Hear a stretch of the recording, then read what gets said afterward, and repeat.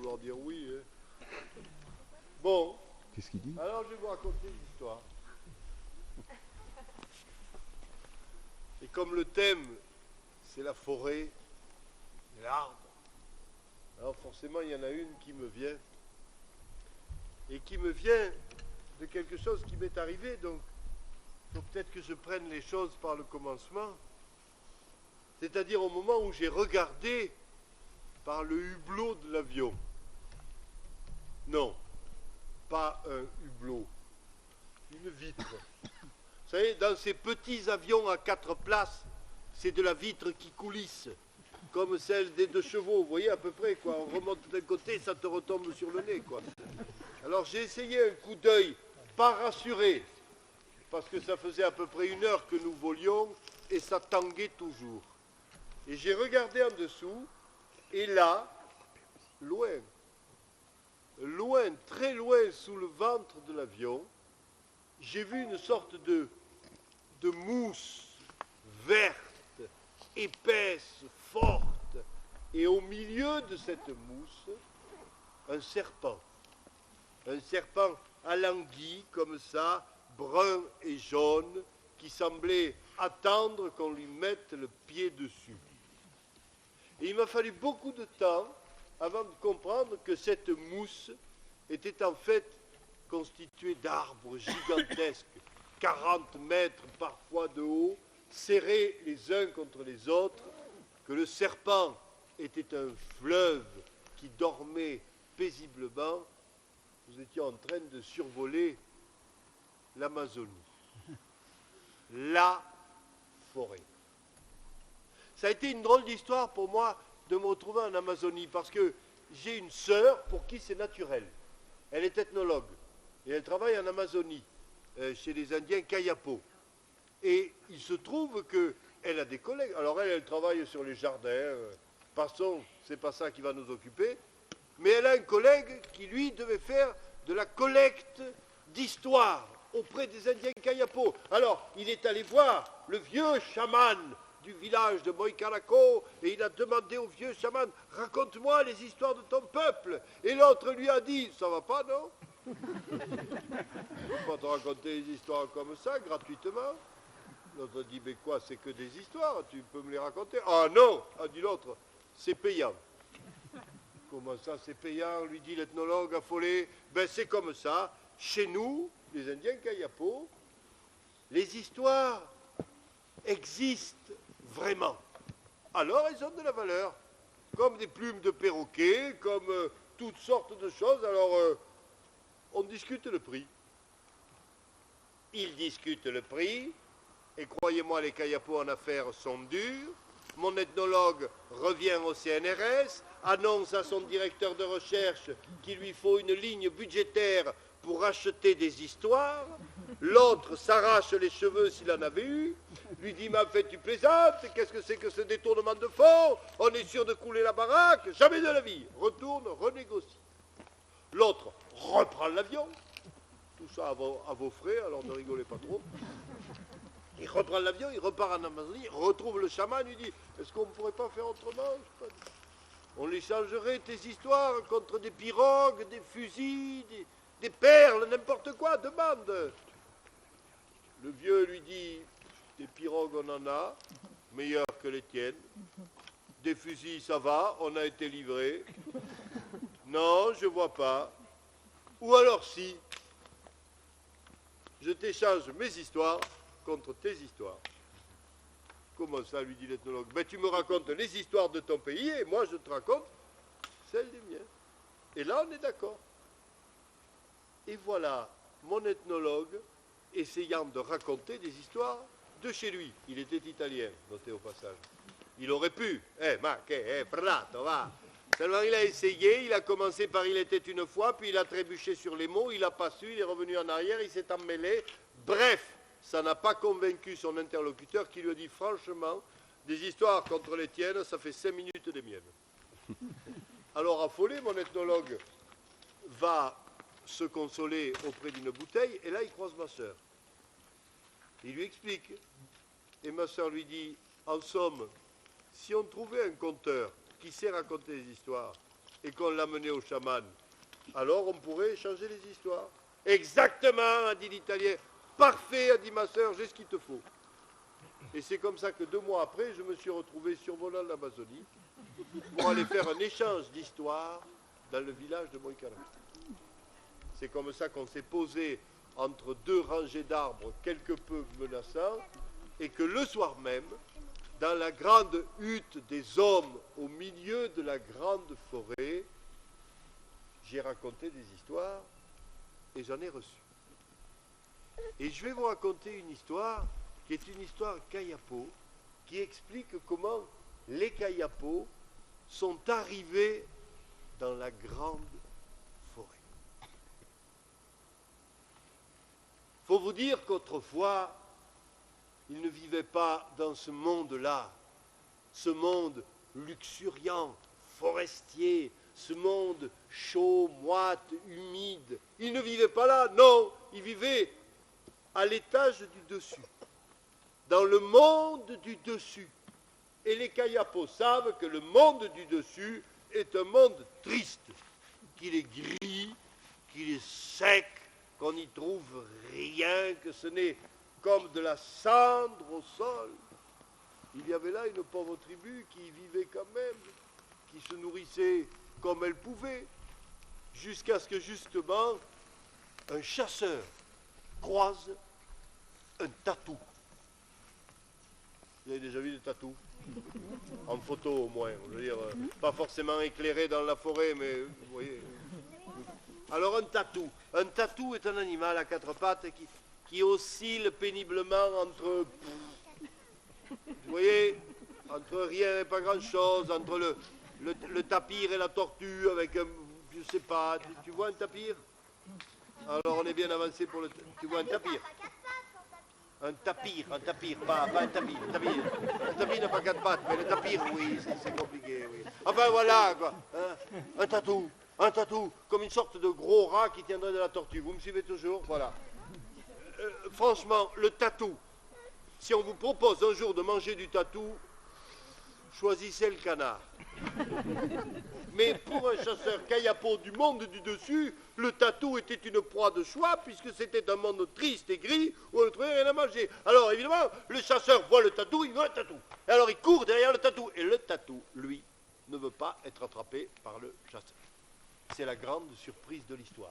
Et voilà le tatou qui s'enfuit, 30 minutes, le chasseur accélère pour attraper le tatou accélère car il ne veut pas que le chasseur attrape, et l'un poursuivant l'autre, l'homme se rapproche du tatou, et au moment où il va le saisir, le tatou plonge dans son terrier. Comprenez-moi bien, quand on en est au stade de courir derrière les tatous pour se nourrir, et qu'on voit en plus le tatou disparaître dans le terrier, là c'est le drame.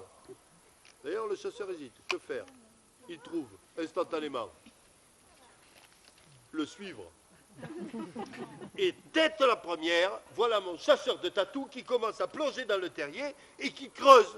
Mais le tatou se dit, mais c'est pas possible, celui-là, il est pénible, quoi. Alors le tatou, pour échapper au chasseur qui creuse, se met à creuser aussi le fond de son terrier. Et voilà, mon tatou qui creuse, mon chasseur qui creuse derrière le tatou, creuse l'homme, creuse le tatou, creuse. Plus de tatou. Non mais là d'un coup, plus de tatou. Par contre, un courant d'air fort sur le visage de l'homme. Il creuse encore un peu, le sol s'affaisse, le trou s'élargit et il voit. Le chasseur de tatou, suivant le tatou, venait de creuser un trou dans le plancher du ciel. Il venait de creuser un trou et voyait là, sous lui, le monde du dessous. Et il a vu le monde du dessous. Et quand il l'a vu, il a eu l'impression de voir là-bas, tout en bas, une grande mousse verte. Et dans cette mousse verte, un serpent brun et jaune qui attendait qu'on lui mette le pied dessus. Et il lui a fallu un peu de temps pour comprendre que cette mousse verte était composée d'arbres immenses serrés les uns contre les autres et que le serpent était un fleuve. En fait, il s'en est rendu compte en voyant le tatou. Oui, le tatou qui, lui, descendait vers le monde d'en bas. À vrai dire, le chasseur de tatou, qui était vraiment un chasseur persévérant, a hésité. J'y vais aussi. Et il a eu un bon réflexe de dire, et si je le chope, comment je le remonte? Le voilà donc qui décide d'aller chercher les autorités compétentes et qui remonte à reculons dans le trou du tatou. Et là, marrez-vous comme vous voulez, mais quand même, essayez d'imaginer le truc. Il remonte à reculons, il sort de son trou de tatou, il court dans les cendres du monde d'en haut, il arrive jusqu'à la tribu, il raconte l'affaire au vieux chaman. Et le vieux chaman lui dit, bien sûr, une prophétie disait ça. On savait que ça allait arriver. Oui, oh, les vieux chamans disent toujours ça. Guide-nous au trou, nous allons descendre au monde d'en bas. Et on a pris dans le village tout ce qu'on trouvait comme cordes, cordelettes, ficelles, lacets, fils électriques, enfin, tout, quoi. Vous voyez, tout ce qui pouvait traîner dans le village, on a amené ça et on en a fait une corde gigantesque, immense, colossale, si longue que la mémoire a perdu la taille de cette corde-là. Et on est arrivé devant le trou du tatou. On a mis la grande corde par le trou du tatou. Et le chaman a dit, il faut descendre au monde d'en bas. Et comme il avait le sens des responsabilités, il est descendu le premier. Le vieux chaman est descendu. Les chasseurs les plus courageux sont descendus derrière le vieux chaman. Puis sont venus des femmes, puis des enfants, accrochés à la grande liane. Mais au bord du trou là-haut, on débattait fermement. Il y avait comme tout, enfin comme toujours, vous savez ce que c'est, quoi. Ceux qui disaient, mais il faut descendre, vous voyez bien, là, enfin, cette verdure, cette eau, cette vie qui nous attend, c'est le paradis, le monde du dessous. Mais il y en avait pour dire, mais non, parce qu'on a toujours vécu ici. Et la tradition, c'est la tradition. Alors on ne doit pas descendre, c'est comme ça. Tant pis si c'est triste ici, il faut rester. Le débat faisait rage. Et pendant ce temps, on descendait. On descendait, et quand je disais que le débat faisait rage, est-ce que la liane, soudain, a été trop fragile pour le poids des hommes? Ou est-ce qu'une main anonyme l'a coupée net pour stopper la fuite du monde d'en haut? Toujours est-il qu'elle a cassé. Et que tous ceux qui étaient sur la liane sont tombés dans le monde d'en bas. Je vous rassure, ils sont tombés dans le fleuve. Il les a reçus les bras ouverts, et à part quelques éclaboussures, il n'y a pas eu de mal. Mais c'est comme ça que sont arrivés dans la grande forêt les premiers Indiens Kayapo. Mais les autres, eux, sont restés.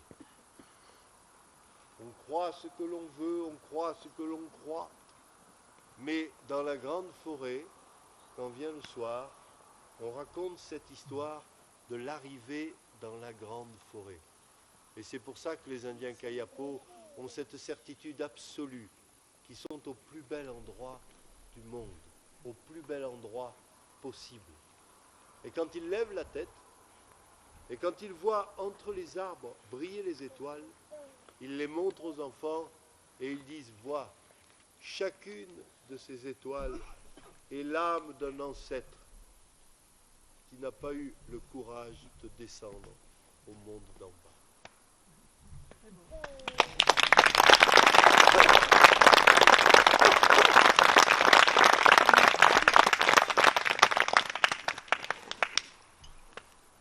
Vous avez eu peur de l'ours tout à l'heure? Oui. Moi, j'ai pas eu. Tu l'as pas vu l'ours? C'est toi qui as dit que c'était un raton laveur? J'ai bien aimé ça. Oh, regarde le raton laveur! Du coup, l'ours, il a gueulé après. Ouais. Là, je vous en parle quand même de l'ours. Mais c'était une photo. Bah oui, c'est une photo. En même temps, on était à 10 mètres. Tu verras un ours à 10 mètres, ben, c'est dommage. T'as pas peur des ours? Moi, j'ai peur d'avoir... Ok, je vais raconter une histoire. Non, parce que là, si tout le monde... ça va aller. Tiens, par exemple, le vieil Antonin. Ah, vous ne l'avez pas connu, bien sûr que non. Il aurait fallu pour ça que vous alliez traîner dans ce village de bout de route, de ce terminus du bout du monde, et qu'encore, en plus, vous alliez au bout du village, à la dernière maison, la maison de l'Antonin, la maison du vieil Antonin. On était vieux. Oh, il était vieux cet homme. Il avait 40 ans. Ah, ben je vous laisse calculer votre sursis, on a le temps. Pour certains, ça paraît vieux, hein, voilà. Mais non, mais enfin, il était vieux dans le sens, vous voyez ce que je veux dire? Il était vieux de naissance. Vous voyez ça? Cette vieillesse qui vous prend dès les premiers mots, que dès le début de la grande aventure, vous répétez la même chose. Ça va pas, ça va pas, ça va pas. Ça va jamais, ça va. J'ai mal ici, j'ai mal là, oh, ça va pas, ça va pas. Ah, et puis ça va pas, il n'y a rien qui va, il n'y a rien. Je vous dis, vieux de naissance. Et lui, ça tenait l'Antonin, ça tenait dans cette ritournelle liturgique là qui disait de la pointe du jour jusqu'à la nuit, regarde-moi, regarde-moi. J'ai 40 ans, pas de femme, pas d'enfant, une vie de misère. Ah non, mais excuse-moi, mais ça va pas, j'en ai marre, tiens, pourquoi moi? Enfin, à qui? Oui, complètement déprimant. Oui. Et à qui pouvait-il le dire, puisqu'il vivait tout seul? Enfin non, pas tout à fait. Un chien. Un vieux chien qu'il appelait Anatole. Et à ce chien, tous les jours, puisque c'était sa seule compagnie, il lui disait, hé, Anatole, regarde-moi, Anatole, tu peux me dire pourquoi, hein, moi qui ai 40 ans, pas de femme, pas d'enfant, une vie de misère. Et le chien, Anatole, le chien, eh bien, il répondait rien. C'est rare que les chiens répondent, mais enfin, Anatole était quand même un chien très taciturne. Et alors, du coup, que voulez-vous? Quand il ne vous répond pas, celui d'en face, immanquablement, vous avez tendance à aller trop loin sur le chemin des mots. Ça n'a pas raté.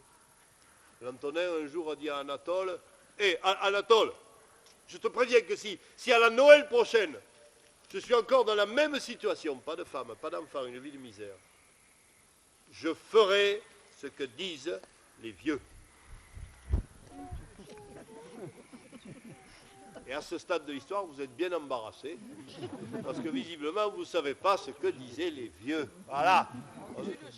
On peut tuer le chien. Bon, mais c'est pas... Ah, mais je vois le coin, je ne connaissais pas bien, moi. Ça va, mais je ne connaissais pas ça. C'est rude quand même ici. C'est pas Aigleton, mais c'est rude. Hein. Alors, chez nous, non. Chez nous, non, on laisse le chien tranquille, mais les vieux, qui ont des formules moins brutales que les vôtres, disent que si la nuit de Noël, au 12e coup de minuit, tu es en haut de la montagne, et que sur ce 12e coup, tu te jettes dans le vide, eh bien tu vois Dieu. Vous en fait marrer, ça, oui, ah ben oui. C'est l'Ariège en même temps, ouais, c'est Massat. Bon, voilà. Non, mais attends, ben, j'en sais rien. Encore que, attendez, il y a 600 mètres d'à-pic. Donc je veux dire, au moins à l'atterrissage, tu as une chance d'avoir une entrevue. C'est pas ça. Quand même, ça ne peut pas se discuter, quoi. Après, voilà. Est-ce qu'il est nécessaire d'attendre Noël? Est-ce que le 12e coup de minuit, c'est pas en rajouter un peu? Je vous l'accorde. Mais c'est les vieux, enfin, les vieux, ça occupe les soirées comme ça peut, ça crée du proverbe, ça, vous voyez, ça chamaille, un peu comme toi.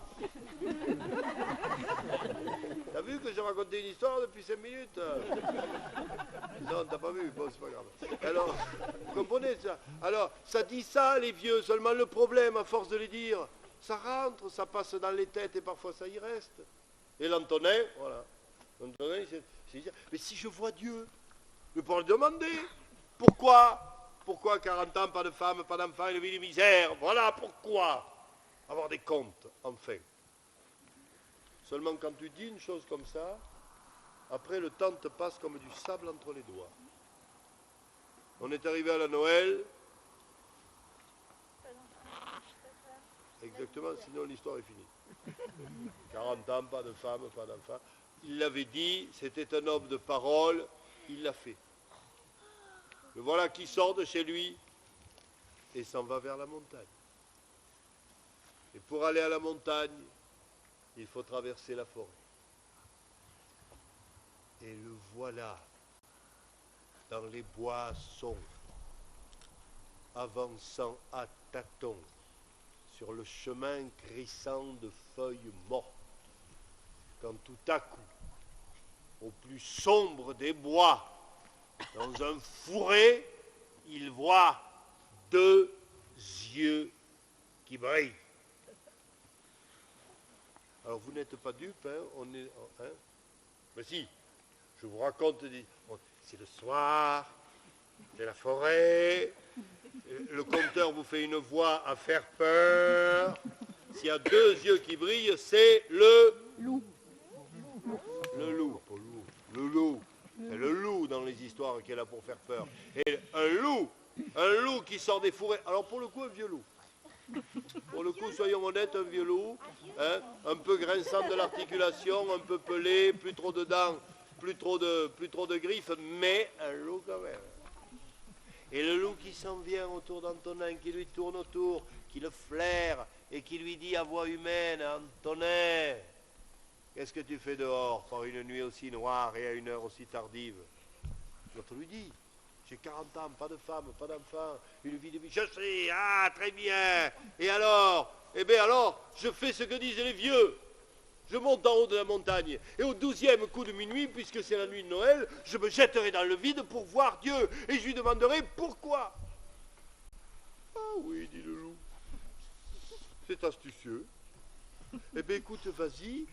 Et si jamais tu croises Dieu, demande-lui de ma part une commission. Comment je pourrais faire un dernier bon repas? Alors, mais alors ça c'est mon truc, dit le loup, parce que autrefois je bouffais de la biche, du chevreuil, du grand tétras, du cerf, mais maintenant avec l'âge, mon Dieu, quelques campagnols boiteux, tu sais, c'est rude. Non mais pour un loup tourné au brocoli, c'est rude.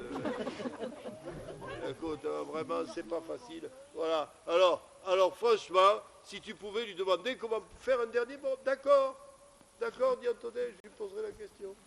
Et il continue, il marche, s'enfonce encore dans les bois obscurs. Et tout d'un coup, il trouve un arbre. Bon, dans la forêt, en même temps, me fait... Vous avez compris à ma façon de le dire. Un arbre, vous voyez?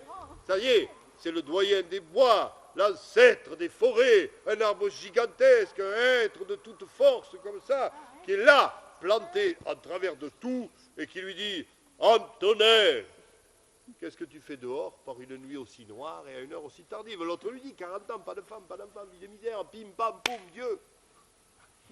Je réduis, hein, bon. Faut pas impatienter les gosses, hein, je réduis, voilà. Et alors l'arbre lui dit, enfin il lui fait répéter parce qu'il est un peu dur de la feuille, et il finit par lui dire, eh bien, écoute, si tu vois Dieu, alors tiens, si tu pouvais lui demander de ma part, comment je pourrais retrouver la vigueur de mes 20 ans.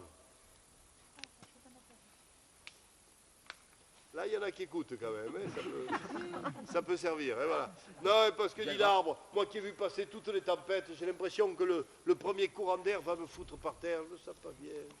Demande-lui à Dieu comment je pourrais retrouver ma force d'antan. D'accord, je demanderai. Et il part avec la commission de l'arbre, il monte encore, il est quasiment en lisière.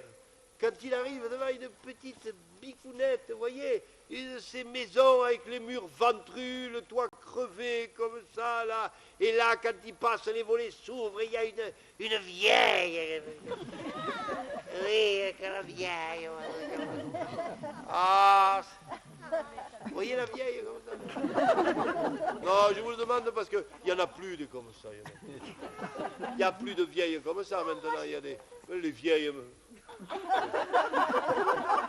Non, mais je montre personne. Mais non, mais les vieilles maintenant, ça fait de l'aquagym. C'est pas. Non, c'est pas. Je te parle du temps où il y avait des vieilles, tu vois, on dirait des vieillasses.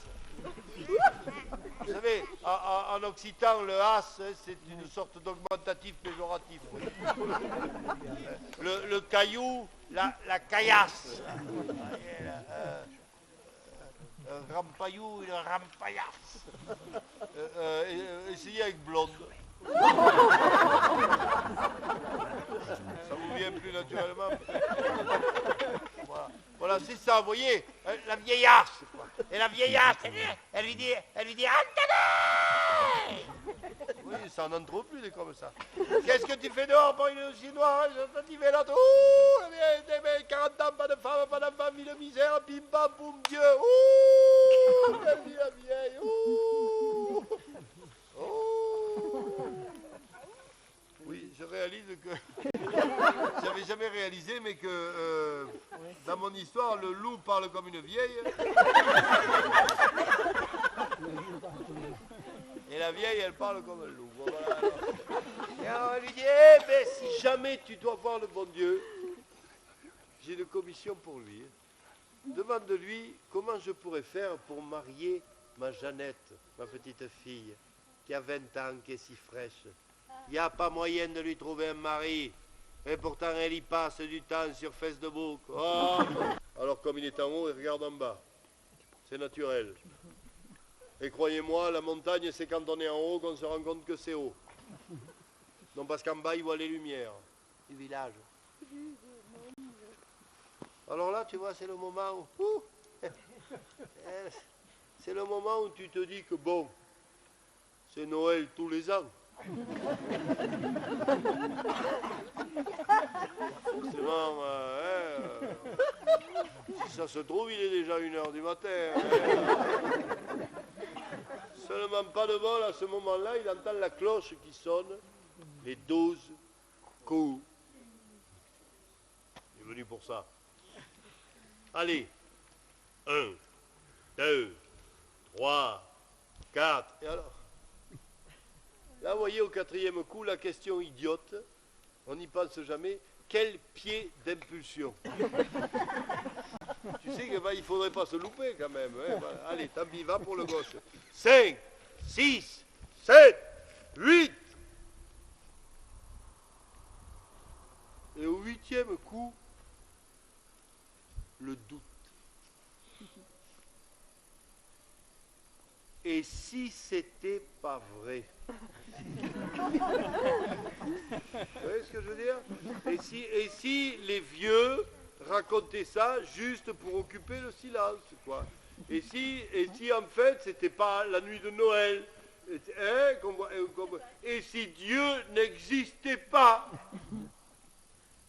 Non, je déconne. Et 9, 10, 11. Et au 12e coup, de toute façon, au fond de lui, cette phrase, 40 ans, pas de femme, pas d'enfant, une vie de misère.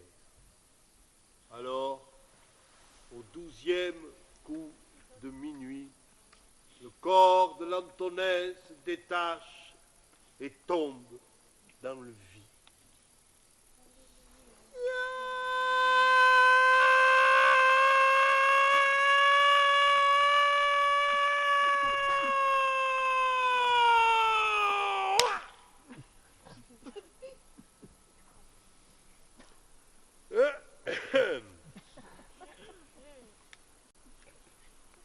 Il y a deux fins possibles. sensible à cette histoire. Je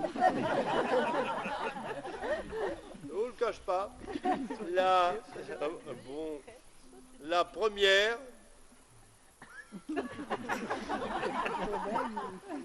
est désagréable. Laissons-la. Mais la deuxième, la vraie, je vous la raconte. Antonin tombe dans la main de Dieu. Alors, je ne sais pas comment vous dire ma déception. Vous vous rendez compte, hein? On est au milieu de nulle part à Égletons, pardonnez-moi, mais enfin bon, à Égletons, c'est pas tous les jours qu'il vient. Là, pour vous, ce soir, je fais venir Dieu, quand même. Hein? Dieu. Là, voilà. Et...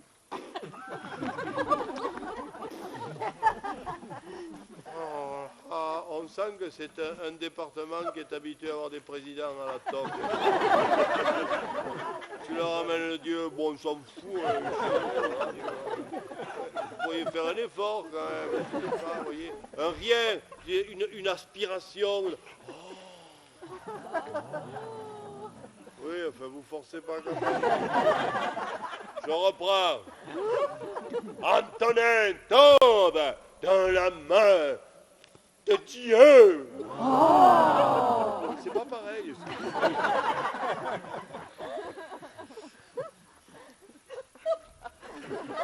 Non, mais j'étais en train de me dire, est-ce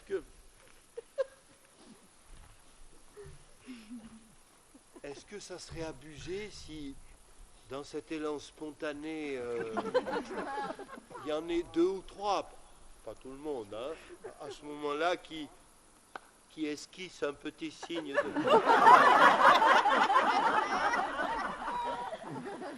Non, laissez. Et alors là, il est dans la pomme divine et il entend une voix qui dégringole des étoiles, une voix céleste qui dit « Antonin, qu'est-ce que tu fais de oh, par une nuit aussi noire, si tardive, dive. Oui, parce que dans la descente, il y a quand même eu un moment où, au niveau du doute, c'était assez avancé. Quand même. Et il dit, écoutez, mon Dieu, je suis déjà bien content que vous existiez. Et voilà, je voulais vous dire, j'ai 40 ans, pas de femme, pas d'enfant. Je sais, dit Dieu. C'est moi qui t'ai fait. J'avais picolé. Alors, un peu gêné, Dieu repose Antonin en haut de la montagne. Il lui dit, écoute, tu es venu me voir, c'est bien, je te félicite. Tiens, je vais te faire un cadeau, tu ne seras pas venu pour rien. Écoute, fils, écoute, le cadeau d'hiver. Va, reprends ta route.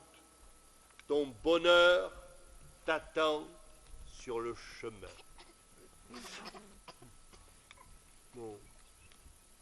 Mon bonheur à moi? Oui, évidemment. Allez, file. Oh, puis entre mes si j'avais su, je serais venu l'année dernière. Mais merci. Écoutez, alors ça c'est chic. Alors ça c'est vrai. Alors là vraiment, je leur dirai en bas que merci beaucoup. Ah ben là, et je vous laisse. Alors dites en montant. J'ai croisé le vieux loup, le vieil arbre, la vieille de la maison noire. J'ai 3 questions pour vous. Et alors il donne les questions à Dieu, et Dieu, bon, il est dans un bon jour, ça va, c'est l'anniversaire du petit.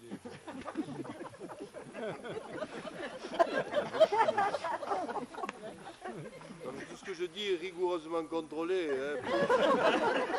Et voilà, et alors, bon, il lui donne 3 réponses divines, quoi.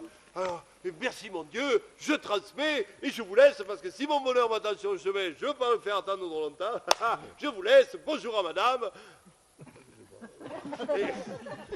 Et il cavale, il glisse, il tombe, mon bonheur, se dit-il, mon bonheur m'attend sur le chemin, il n'en peut plus de joie, il a des ailes dans le dos, mon bonheur m'attend sur le chemin, il glisse, il tombe, il arrive, il passe devant la maison de la vieille.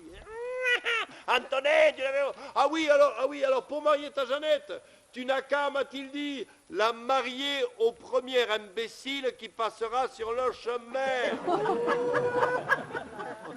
Oh, quelle est la vieille, tu vas bien venir prendre une petite prune avant tout ça.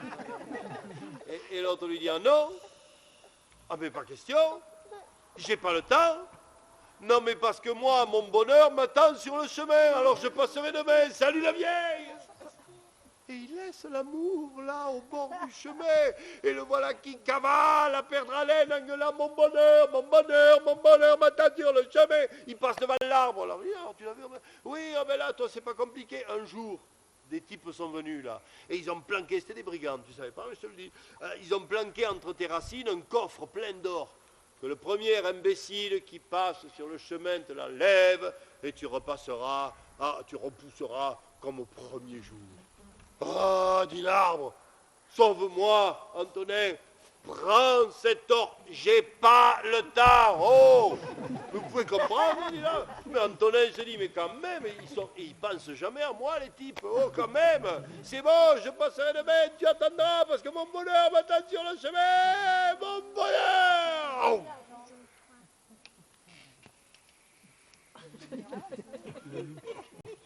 C'est-à-dire qu'il y a le loup.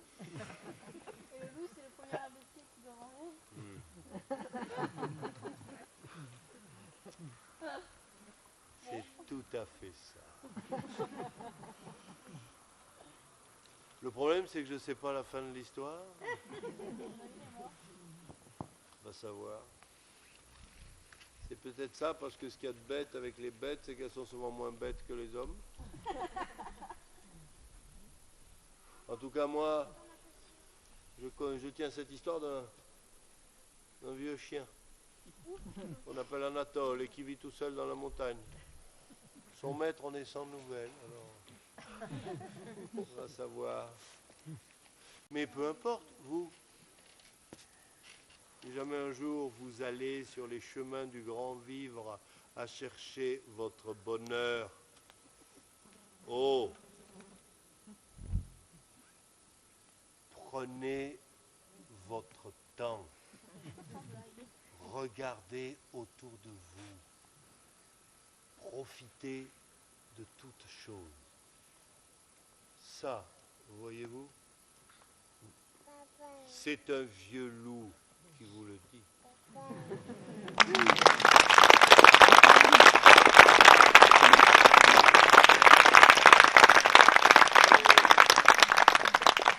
Qu'est-ce que je pourrais bien vous raconter? Ça va? Oui. Oui. On va faire un truc, dès que vous en avez marre, vous me le dites. T'en as marre? Eh bien, va-t'en.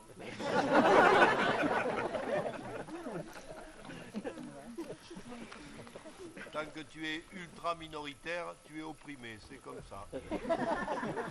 C'est la règle de la démocratie, mon petit. Qu'est-ce que tu aimes comme histoire? Est-ce que tu aimes tu veux, je te raconte une histoire que tu connais déjà. Ben, vous savez, attends, je vais te répondre. Les histoires que tout le monde connaît ont un avantage extraordinaire. Quand il fait nuit comme ça, c'est comme ça, on a des rythmes biologiques.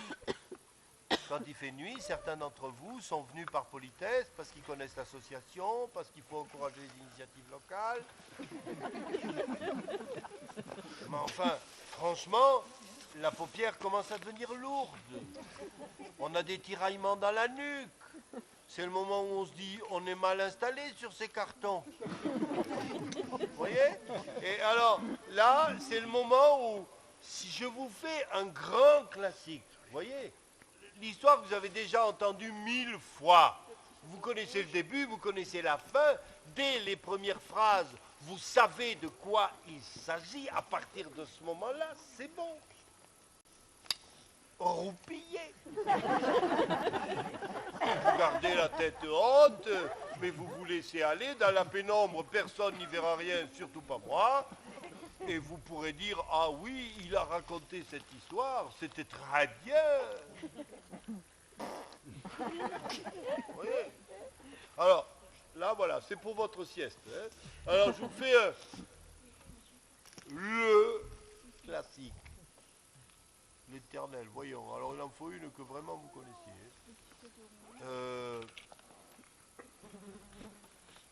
La Belle au bois Tiens. Oh non, parce qu'ils vont vraiment dormir. Non, attends.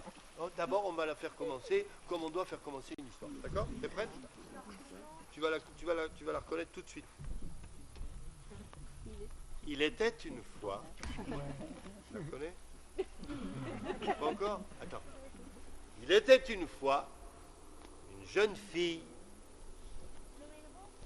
Hein? T'as pas encore trouvé l'histoire?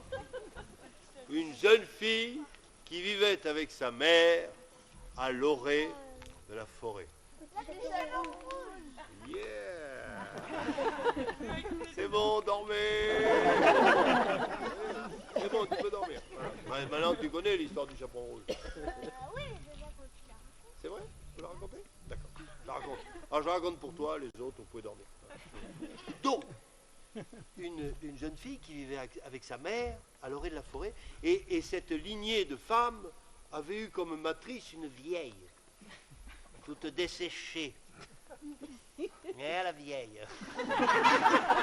Pardon. J'ai cru que tu voulais faire le figurant. Qu'on appelait la mère Grand. Et la mère Grand, qui habitait de l'autre côté des bois, elle avait pour vivre qu'un pauvre potager aussi sec qu'elle, alors sa fille. Donc la mère.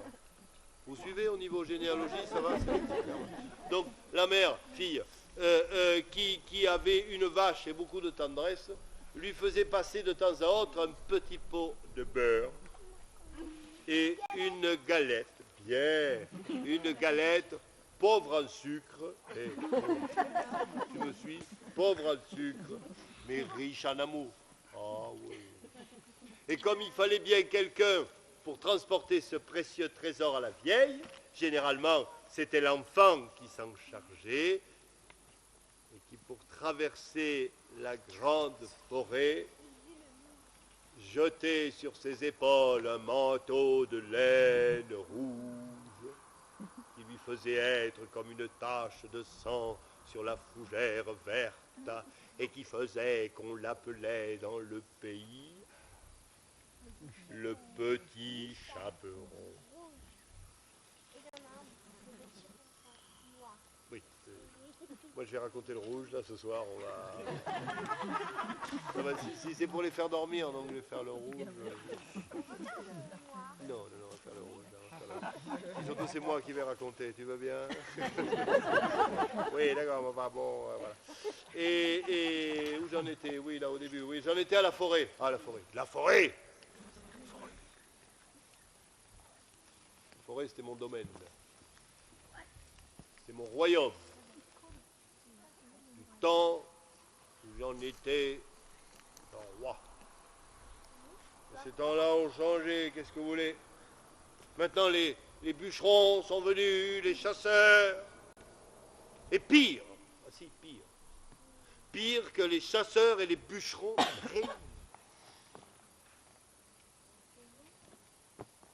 les écologistes. Ah si! Oh, je sais, il y en a, mais si! Non, mais attendez. Pendant des générations, mon père, le père de mon père, et tous ceux de ma race ont réussi à gagner la tranquillité de la forêt par la peur.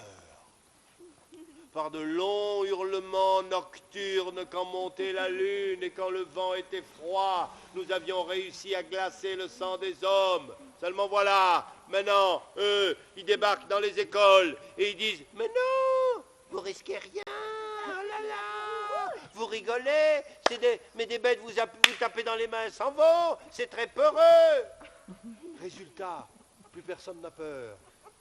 Tout le monde se balade, fait son jogging dans la forêt. Et moi, qu'est-ce qu'il me reste comme espace? Rien.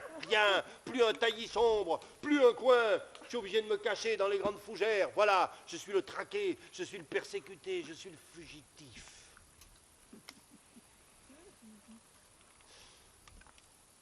Or, ce jour-là,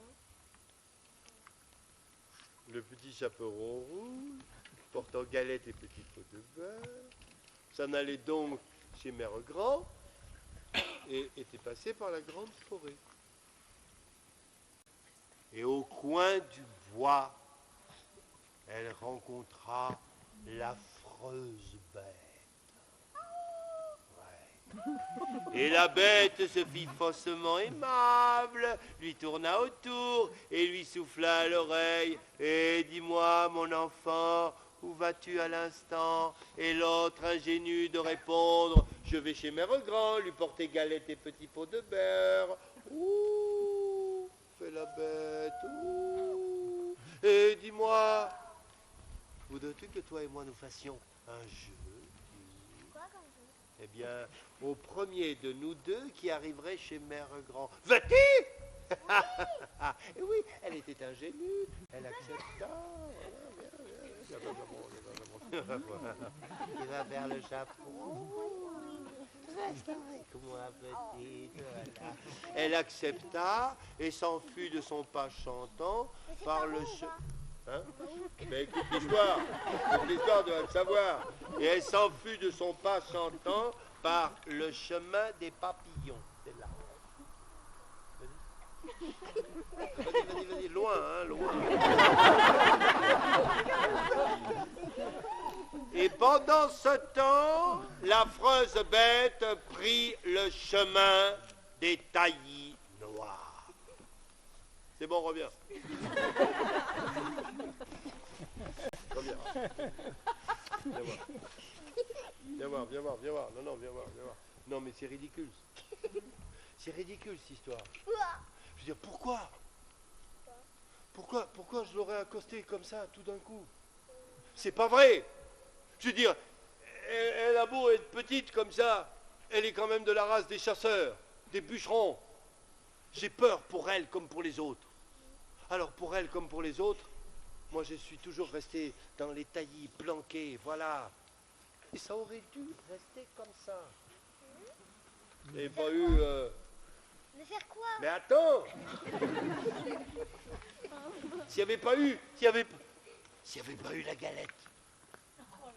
C'est la galette qui m'a foutu dedans. Non mais vous savez ce que c'est que le parfum d'une galette qui sort du four? Vous savez ça? Dans les naseaux de celui qui a faim, vous savez ça? Et moi je sentais sa galette. Et mon ventre gargouillait. Et je la voyais faire. Elle mettait la main dans le panier, et clac, la galette. Elle la mangeait. Moi, je suis sûr que quand elle arrivait chez la vieille, elle lui disait « Mamie, je t'ai amené un pot de beurre, c'est tout ?» Oui. Elle mangeait la galette. Et moi, le prédateur ultime, moi, le grand tueur des bois, moi, je suivais son chemin et je mangeais les miettes. Voilà, et j'en étais arrivé. C'est moi qui mange les Tiens, va t'asseoir, ma puce, parce que la suite va être douloureuse. Va t'asseoir, ma puce. C'est bon, je peux m'asseoir? Oui, tu peux. Parce qu'un jour, je me suis mis une idée en tête. Vous voyez comme quand la faim vous fait faire des choses absurdes.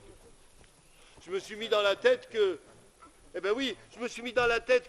si elle portait encore en elle la vieille peur ancestrale, si je lui faisais peur, elle allait lâcher le panier. Si elle lâchait le panier, la galette. C'était pour avoir la galette, c'était juste pour la galette. Il n'y avait pas de plan B, c'est tout. Alors je me suis flanqué sur un gros rocher noir, et j'ai attendu qu'elle arrive, j'ai pris la pose à l'ancienne, vous voyez? Quand elle est arrivée au bout du chemin, et qu'elle m'a vu, vous savez pas ce qu'elle a dit? Au fait d'avoir peur, elle a dit « Oh, un chien! Oh, le mignon, un chien! Elle m'a pris pour un chien! Pour l'ennemi juré, pour le dégénéré de la race, pour le collabo! Elle m'a pris pour un chien! À moi! Et pire, elle a pris un morceau de galette et elle m'a dit, viens mon chien. Si j'avais eu Si j'avais eu un peu du tempérament de mon père, du père de mon père ou de tous ceux de ma race, j'aurais bouffé la main en même temps que la galette. Mais les chasseurs, les bûcherons, alors j'ai mangé la galette et j'ai léché la main. Voilà. Et c'est elle. Ben c'est elle qui a proposé le jeu. Vous êtes drôle, moi. Vous croyez que je joue, moi, moi, je suis là pour survivre. Je fais ce que je peux. Je couche dans la fougère. Je bouffe ce que je trouve. J'en crève. J'ai pas le temps de jouer. Le chien, ça joue. Oui, on va jouer à la baballe, on va jouer au bâton. Ça joue, le chien. Mais moi, j'ai pas le temps. J'ai autre chose à faire, j'ai à survivre. Alors, forcément, c'est elle qui a proposé le jeu. Elle a dit au premier qui arrive chez Mère Grand. Et moi, j'ai dit oui, parce que je pensais à la galette. Voilà, c'est tout. Alors oui, elle est partie par le chemin des papillons. Qu'est-ce que j'y peux, moi? Moi, je suis parti par le seul chemin que je connaisse. Celui des taillis noirs. Alors forcément, c'est moi qui suis arrivé le premier chez Mère Grand. Quand l'affreuse bête fut arrivée devant la maison de Mère Grand, elle frappa à la porte. Mère Grand à l'instant répondit « Qui est là ?» Et contrefaisant sa voix, l'affreuse bête répondit « C'est le petit chaperon rouge. »« Oh, ma fille, dit la vieille, tire la bobinette et la chevillette serra. Hein, si la bête put entrer chez Mère Grand, si j'étais sur elle, elle la dévora. Oh. Non, mais surtout c'est absurde. C'est quand même pas, il n'y a quand même pas que le passé simple qui est ridicule dans cette histoire. Non, mais il faut être honnête, mais enfin c'est idiot. Enfin, mais déjà quand je suis arrivé, la porte était ouverte. Et puis Mère Grand, elle savait que j'étais là. Elle savait que je vivais dans cette forêt. Je lui fouillais son compost, elle le savait tout ça. Et quand je suis arrivé, elle sortait de la maison, bien endimanchée, avec sa valise à roulettes. Je lui dis, mais Mère Grand, où est-ce que vous allez comme ça? Elle me dit, ah, c'est toi. Oh, je m'en vais. J'en peux plus. Toutes mes copines de l'aquagym sont à Bali, je pars. Je dis, Mère Grand, vous pouvez pas faire ça, là, vous rigolez ou quoi? Il y a le chaperon rouge qui arrive avec la galette et le pot de beurre. Elle me dit, arrête avec ça. Oh, tu fais des réunions Wet Watcher et après on t'amène des pots de beurre. Voilà. J'en peux plus, je pars. Je dis, mais enfin, Mère Grand, mais soyez raisonnable. Enfin, je sais pas, il y a la gamine, là, ça va lui faire un vrai traumatisme si vous n'êtes pas là. Et puis, Mère Grand, l'histoire. Elle m'a dit, arrête avec ça. C'est fini, ça. C'est fini le temps des Mères Grands, des pots de beurre, des galettes, des chaperons. C'est fini le temps des histoires. Allez, viens avec moi, va, partons.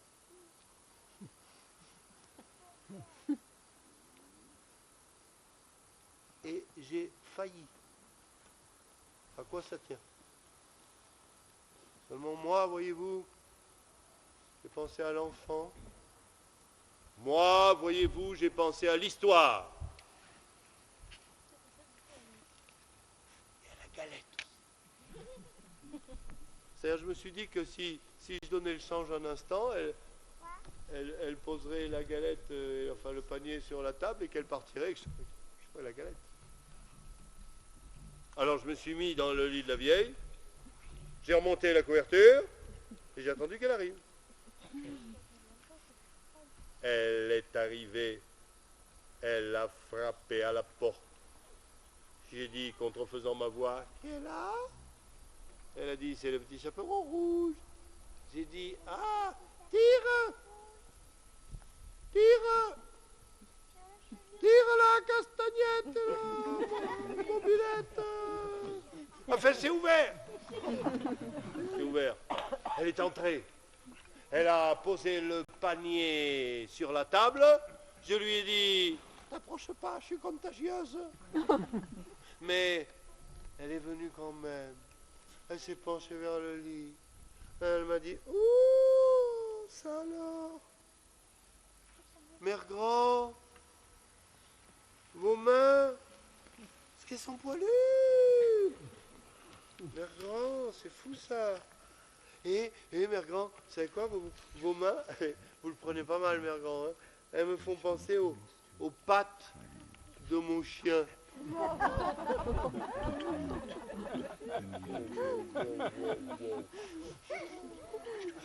Je suis pas un chien. Voyez, j'ai pas une vie facile, hein, mais enfin, au niveau du prestige, on s'en sort pas mal. Et alors, mais alors, comparé au chien, ça va pas être possible, ça. Hein. Et l'autre qui se penche encore. Oh, Mère Grand, il y a vos oreilles. C'est curieux ces oreilles pointues là. Et c'est marrant, j'avais jamais vu, mais on dirait vraiment des oreilles de chien. Je suis pas un chien. Je suis pas un chien. Le chien il a la niche, le chien il a la soupe. Moi je dors dehors et je bouffe ce que je trouve. Je suis pas un chien. Fallait pas qu'elle se penche. Fallait pas qu'elle me dise avec ce petit sourire là. Oh, Mère Grand, vos dents, Mère Grand. Tirez vraiment les dents dedans.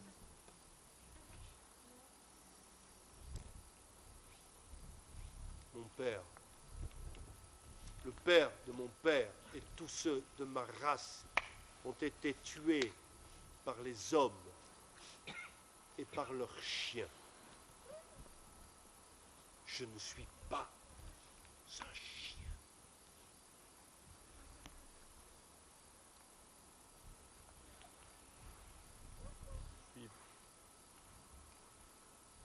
Parfaitement conscient que j'aurais pas dû manger le petit chaperon rouge. Mais trop, c'est trop. Mais on voit comment ça va se passer. Les hommes vont venir, les chasseurs, les bûcherons. Ils vont enfoncer la porte. Ils vont même m'ouvrir le ventre, les hommes. Ils diront que c'est pour sauver le petit chaperon rouge. C'est idiot, j'ai digéré. Non, moi je sais qu'ils feront ça pour venir fouiller dans mes tripes fumantes et y trouver de quoi raconter des histoires à leurs petits-enfants. Mais qu'ils viennent. Ce sera peut-être mon dernier combat, mais je vous jure que je vais le mener et qu'il va y avoir du sang sur les murs. Il va falloir qu'ils s'en souviennent, les hommes, que je ne suis pas un de leurs chiens, mais que je suis le loup.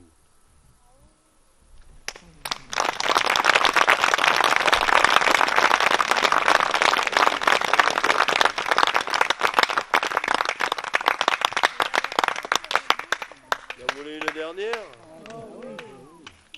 Non, pas toi, mais les autres. On sait bien que tu es dans ta période du non et que ça va te prendre encore quoi. T'as quel âge maintenant, toi? 6 ans, eh oui, t'en as encore pour un an. Mais même, normalement, à 6 ans, tu devrais commencer à envisager le peut-être. C'est l'intermédiaire entre le non et le oui, mais je crois que si ça se trouve, tu prends ton temps. Ouais.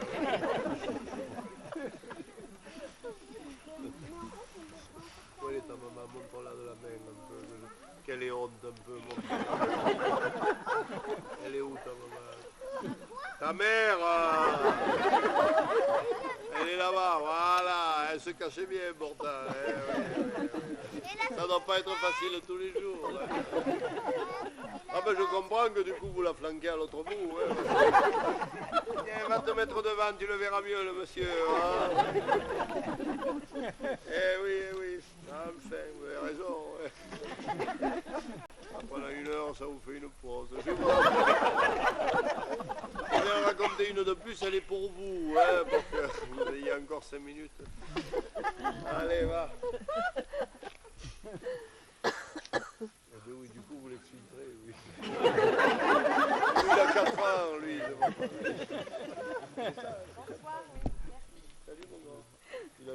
fils tout à l'heure, attendez, il est bien.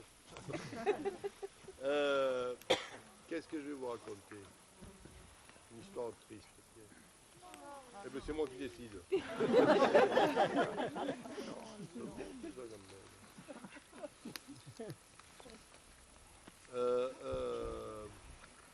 Oui, si j'ai envie de celle-là, c'est... Voilà. Il faut pas que vous croyiez ce que disent les journaux. Putain, mais j'en ai calmé une. C'est ton frère? Ah, d'accord. Ok, non, mais oui, alors, d'accord. Ok. D'accord, ok, c'est un élevage. Ok. D'accord. Je suis vraiment désolé pour vous, c'est pas de bol, hein, quand même. Ah non, mais il n'y a rien à faire, là, à moins de les piquer. Hein. Ils sont comme ça. Hein. C'est foutu, là, maintenant. À la limite, c'est au début hein, qu'il faut leur péter le caractère, là. Après, maintenant, c'est... Voilà. C'est ta sœur aussi Non, elle, ça va. Non. Va t'asseoir.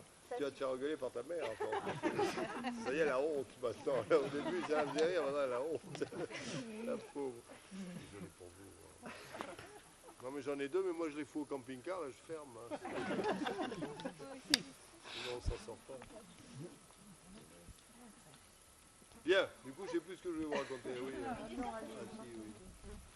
Non, mais parce que dans les journaux, ils disent n'importe quoi. Mais c'est moi qui raconte. Mais non, mais laisse-moi raconter, t'es embêtant. T'es embêtant. Non, mais en plus, tu comprends, parce que c'est... Aïe, attends, fais gaffe, elle arrive. Ouais.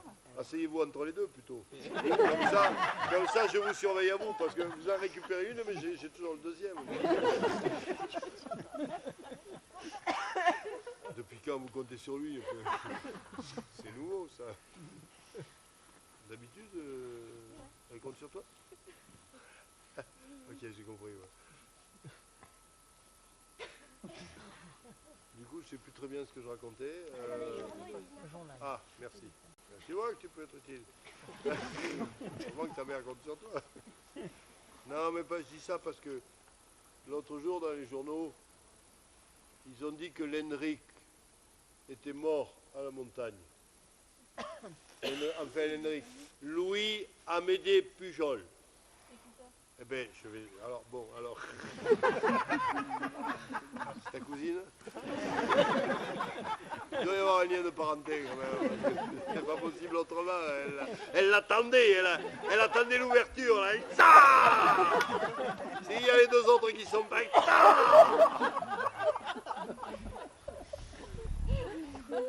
Vous les préparez, c'est pas possible. Il y a une école, il y a une caméra cachée là. Ah, c'est ça. Je savais pas. Je vais faire une autre histoire, on va voir, c'est mieux. Alors, c'est Toto. Non, mais c'était en plus une histoire qui me touche parce que Louis Amédée Pujol, donc, pour répondre à ta question, c'était un vieux de chez moi et on l'appelait Henrique. Alors, c'est curieux parce que Louis Amédée Pujol dit Henrique. Tant qu'on n'ait jamais su pourquoi. Enfin voilà, il s'appelait Henrique. Et ils ont dit qu'il était mort à la montagne. Ben c'est pas vrai. Et je vais vous dire exactement comment ça s'est passé. C'était il y a quelques jours. Le matin. Ou pas tout à fait le matin, pas encore vraiment la nuit, entre chien et loup. L'Henrique était en train de prendre son café. Vous savez, mais le café du matin, le café réchauffé et raté. Et vous voyez, cabouillu, quoi. Mais le café acide, amer, celui qui vous retourne le bide pour la journée, celui qui vous gâche la journée. Je dis pas que l'Henrique, il n'aurait pas pu faire un café du matin, vous voyez, savoureux, suave, pour le plaisir de bien démarrer le jour. il aurait pu, mais pour lui, le café de la veille, c'était le café de la vieille. Parce que du temps où il y avait encore la vieille à la ferme, l'Henrique, c'était la vieille qui faisait la... Vous voyez, la vieille Henrique, c'est elle qui faisait le café. Et elle le faisait la veille. Parce qu'elle disait que le matin, il y avait trop de travail, il fallait aller aux bêtes. Alors elle faisait le café la veille, et forcément le matin il était froid, donc il fallait le faire réchauffer, et la vieille, depuis peu, elle le faisait réchauffer au but à gaz. Mais cette génération, c'est pas fait pour la flamme bleue. Ça ne maîtrise rien, qu'est-ce que vous voulez que je vous dise? Alors, elle était là, avec sa main chancelante, là, à essayer de pister le truc. Il y avait toujours un moment, que veux-tu, où elle tournait la tête, et à ce moment-là, mais c'est pervers le café pour ça. Voilà. Alors, elle, toujours ce cri de drame, de bête blessée. Café mouillé! Café mouillé! Mais enfin, elle le buvait quand même. Parce qu'il fallait rien jeter.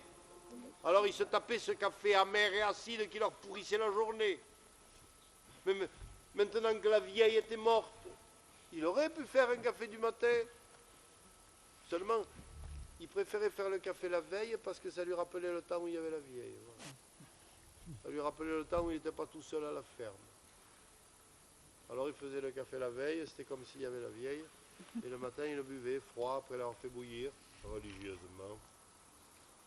Et là, ce matin-là, en buvant son café bouillu, Henrique, il a eu un grognement. Je ne pourrais pas vous l'imiter, mais Henrique, il parle en grognement. Après, il y a une gamme. Hein. Ah, si, il y a les grognements de colère, des grognements... J'allais dire des grognements joyeux, mais c'était rare quand même. Enfin, sinon, après, vous voyez, grognements interrogatifs, tout ça. Il y a une gamme, mais... Et là, ce matin-là, un grognement... Oui, vous voyez, un grognement de regret. Voilà, un grognement de regret, parce que 20 jours avant, 20 nuits avant, 20 matins avant, 20 cafés bouillus, il y a une femme qui est venue à la ferme. Mais pas une femme d'ici, vous voyez? Pas une femme honnête, avec un tablier bleu sans manche. Vous voyez, non. Pas une femme comme ça qui sent le lait caillé. Non, non, non, non, non, non. Non, une femme avec un sourire plein de dents blanches. Une femme qu'on n'avait jamais vue dans le pays. Pas une femme à boire du café bouillu. Vous voyez, oh non. Une femme à boire, je ne sais pas moi, du thé de Chine. Vous voyez? Et elle s'est plantée dans la cour de la ferme et avec une voix comme de la musique, elle a demandé à l'Henrique si, du haut de la montagne, il y avait une belle vue. Henrique, il n'a rien répondu. Parce qu'on ne parle pas aux femmes. Même si elle vous pose des questions. Il n'a rien répondu, même pas un grognement. Alors forcément, elle est partie en laissant derrière elle des senteurs de thé de Chine. Elle est partie vers la montagne, comme pour aller vérifier. Et depuis, l'Henrique, il regrette. À coup de grognement, il regrette. Il se demande s'il n'aurait pas dû lui dire ce que disaient les vieux. Non, pas la même chose. Non, c'est parce que là, dans cette ferme-là, dans ce hameau-là, les vieux, ils disent que si tu vas en haut de la montagne, pas la nuit de Noël, en général, tu vois jusqu'au bout du monde. Les vieux le disaient. Peut-être il aurait dû le dire. Ben lui, il n'avait jamais vérifié. Non. Il n'avait jamais vérifié. Pas qu'il n'ait pas voulu, hein, plusieurs fois. Plusieurs fois, il s'était mis en route pour la montagne. Et à chaque fois, les vieux disaient, qu'est-ce que tu as besoin d'aller vérifier? On t'a dit qu'on va jusqu'au bout du monde. Alors, travaille. La vieille, à chaque fois qu'il se mettait en chemin, elle lui attrapait comme ça. Et reste.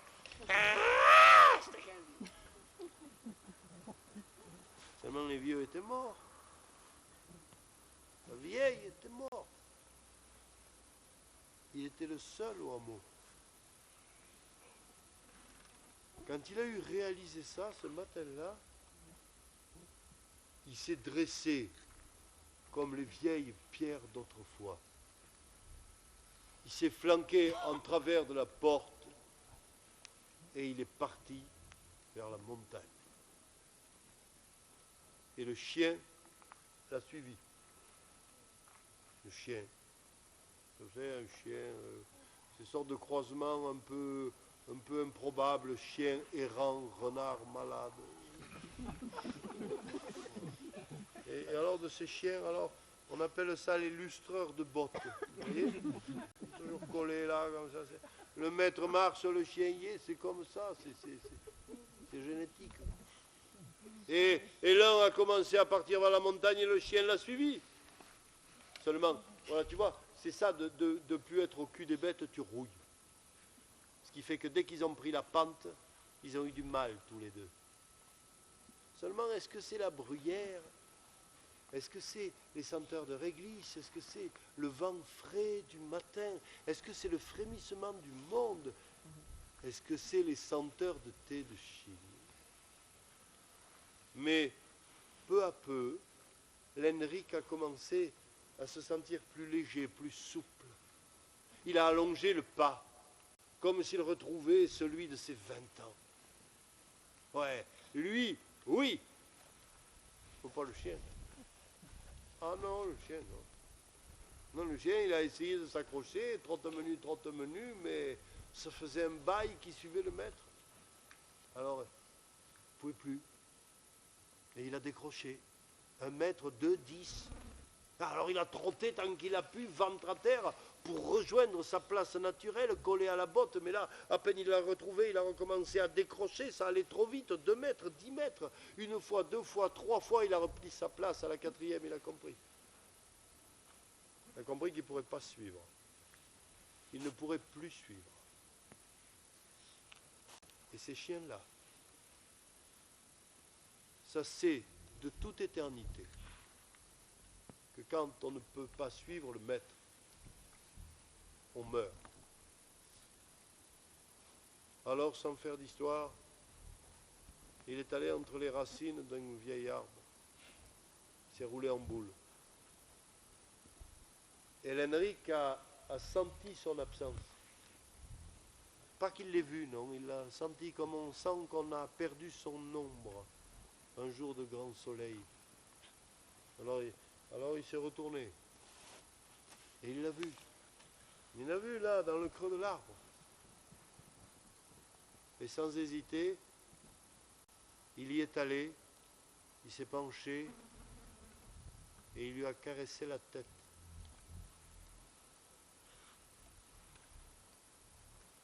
Le chien, il attendait cet instant depuis son temps de chiot. Il n'avait bouffé que des soupes froides et des coups de pied au cul. La caresse, il l'avait espérée. Chaque jour, fidèlement aux côtés du maître. Il accueillit cette caresse et il est mort, comme savent mourir les bêtes, en silence. Alors, Henrik est reparti seul et est remonté. Il a quitté le terrain des bois, celui des bruyères, celui des rocs, pour arriver à celui des neiges. Il est arrivé au sommet de la montagne, là-haut, dans les senteurs de thé de Chine. Et qu'est-ce qu'il a trouvé là-haut, hein? Qu'est-ce qu'il a vu? Est-ce qu'il a vu jusqu'au bout du monde? Ou est-ce qu'il a juste vu l'œil sanglant du soleil levant sur la mer de nuages? Qui le sait? Et quelle importance.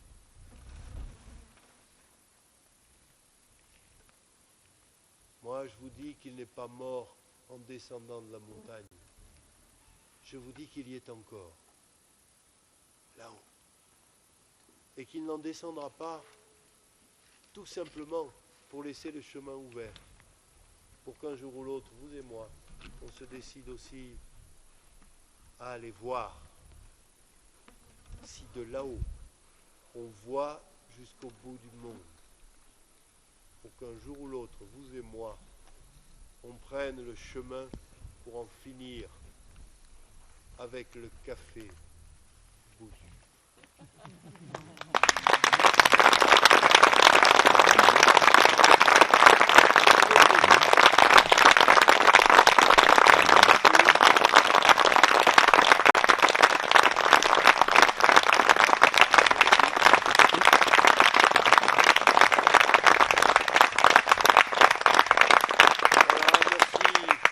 Infiniment pour votre belle écoute. Merci à mes assistants qui ont fait un travail de... Tout ça, évidemment, avait été travaillé. Donc, je vous demande de les applaudir. Bravo! En plus, il vous faudra la porter, décidément. Il vous aura rien à. Et voilà. Et merci à tous les organisateurs qui sont une masse considérable parce que cette mise en scène dans la forêt est une idée géniale, magnifique, et moi j'ai été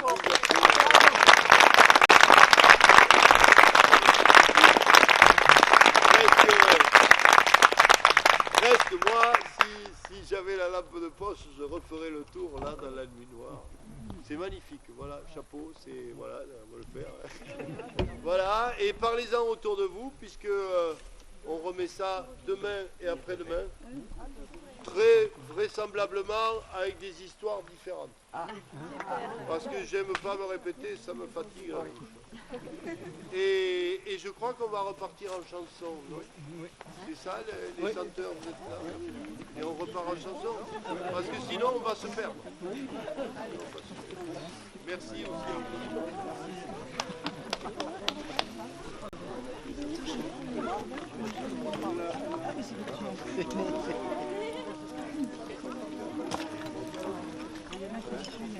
Là-haut sur la montagne, j'ai entendu chanter. Là-haut sur la montagne, j'ai entendu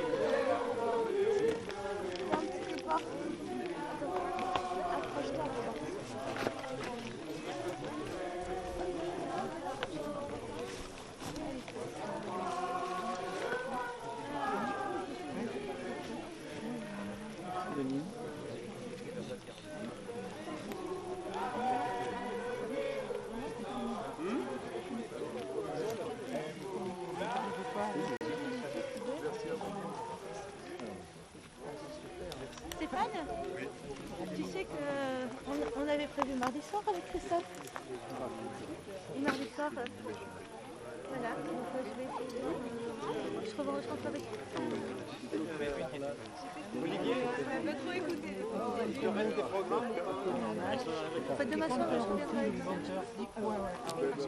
Tu veux revenir? Oui.